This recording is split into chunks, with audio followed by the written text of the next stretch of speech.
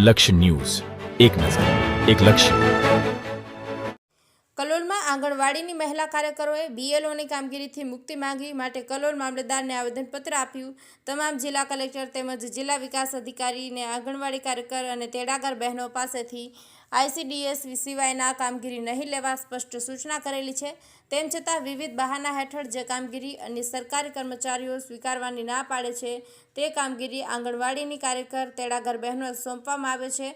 તેનાથી જિલ્લા કલેક્ટરના પરિપત્રનું ઉલ્લંઘન થઈ રહ્યું છે. તેમજ BLOની કામગીરી સરકારી કર્મચારી કે અધિકારીની કક્ષાની હોય તે કામગીરી ICDSના કાર્યક્ષેત્રમાં આવતી ન હોવાથી વિવિધ જિલ્લા તાલુકા લેવલે કાર્યકરોને BLOની તરીકે ના આપવા હુકમો રદ કરવા માંગણી કરવામાં આવી છે.